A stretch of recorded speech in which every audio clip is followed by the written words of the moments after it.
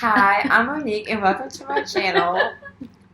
So, a lot of weird stuff has happened to me and Monique on this little backpacking around Europe trip that we've planned together.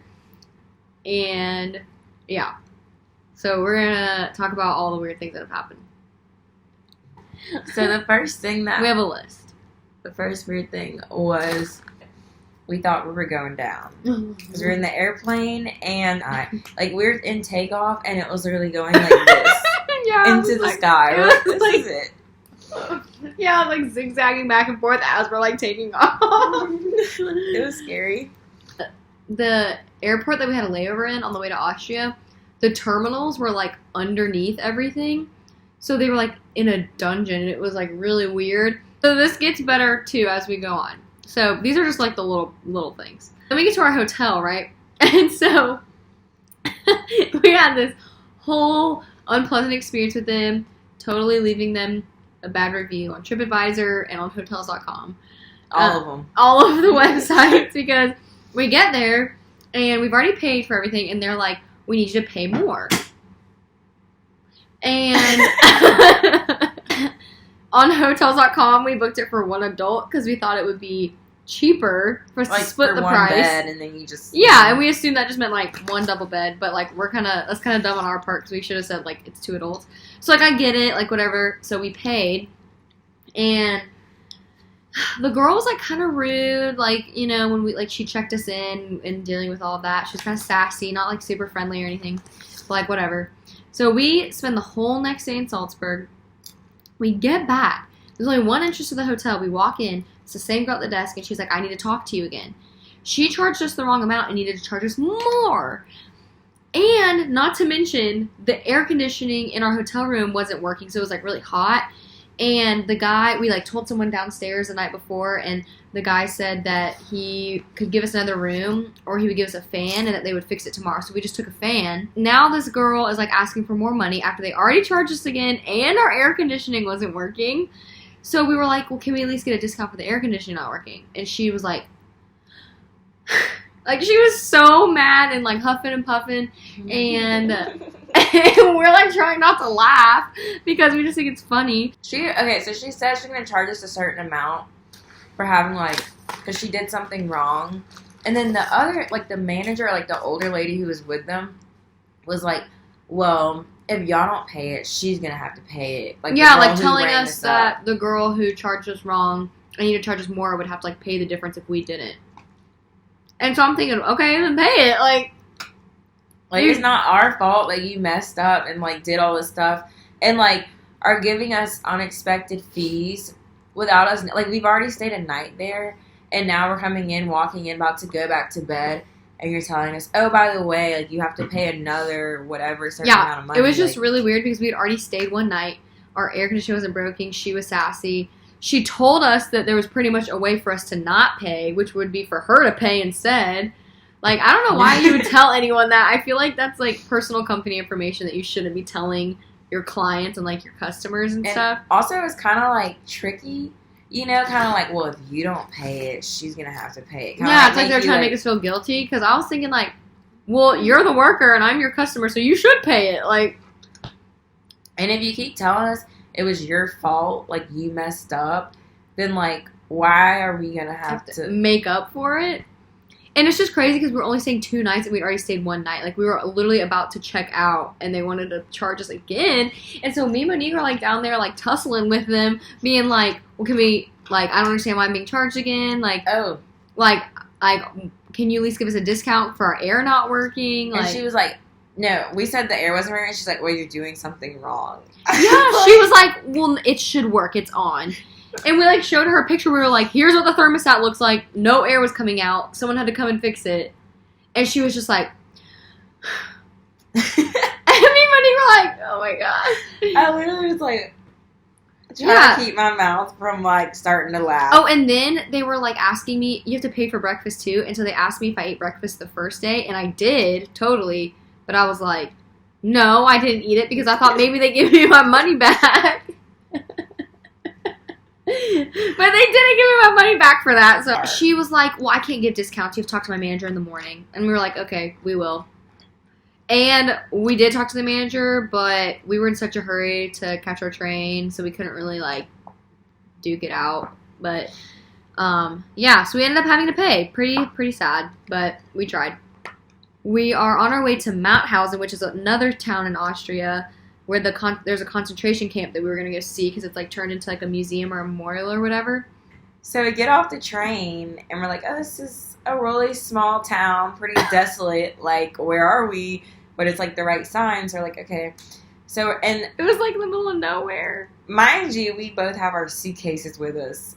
And, like, we probably just look like walking targets. There was, like, no one there. It was, like, there was, like, no people.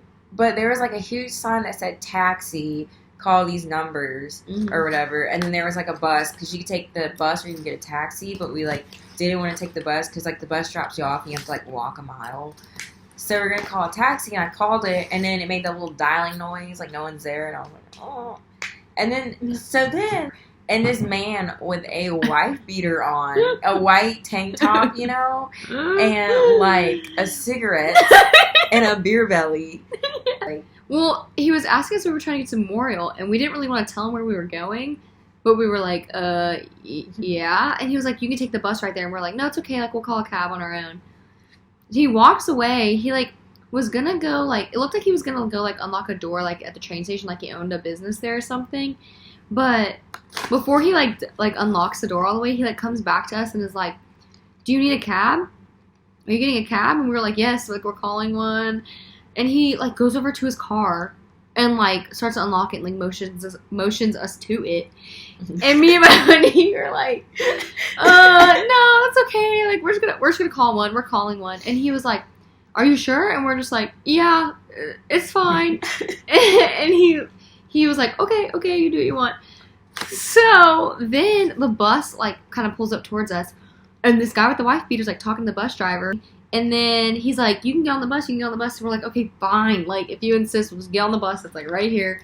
So we get on. It was scary. Yeah, so then the bus pulls up to the stop, and we still have to walk, like, a good bit. And we're like, whatever, like, we're trying to save money because we're both broke, and we're trying to be cheap, so we're like, let's just walk. So we have our little suitcases, and we are walking in, like, the middle of nowhere. Like, there are hills and, like, farmland. There's, like, no people. Like, most of the places we go, there's, like, people out and about, walking, eating, whatever. We're, like, we're in, like, a neighborhood in the middle of nowhere. And it's, like, we're walking, there's no people, it's really scary. It starts getting super hilly, and it's, like, really hard to, like, pull our suitcases. So we're like, okay, like, let's just call a cab. So we're trying to call a cab. Like, I couldn't get through. She tried calling. The first number didn't answer. Then the next one, like, the guy, like, didn't understand, like, where we were telling him, like, where we were. So then another guy said he was going to come, and, like, we waited forever. He wasn't there.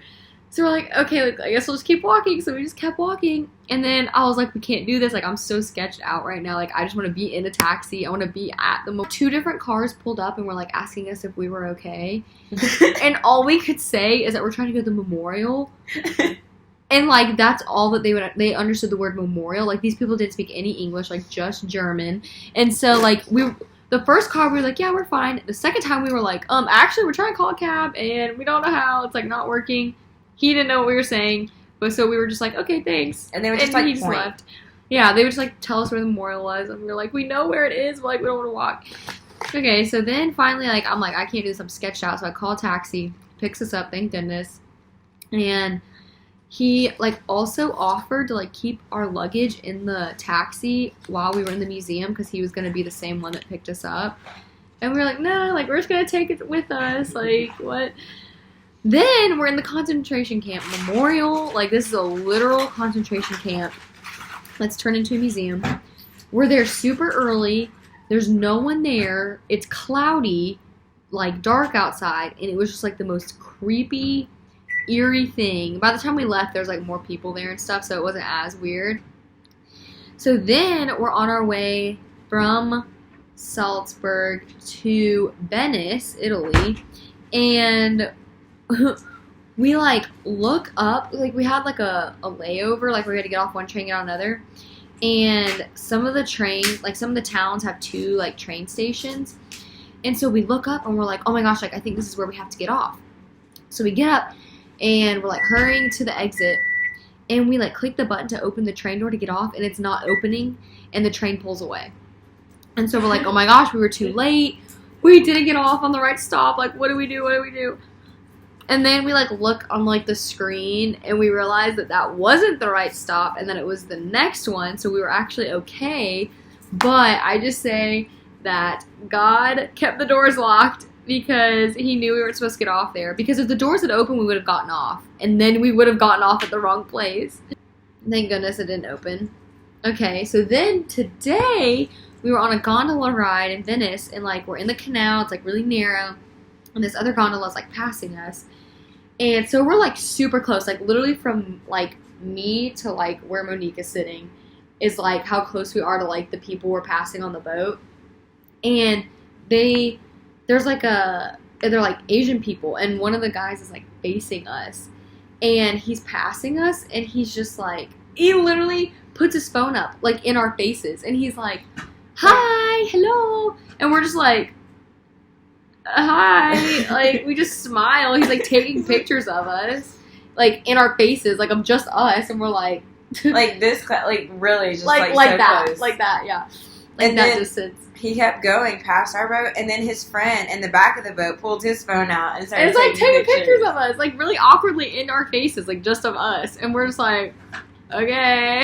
I was like, oh, we're on a gondola ride, might I add. He's like, oh, I was thinking, oh, they're probably like, oh, look at the 2 little black and white lesbians. Like,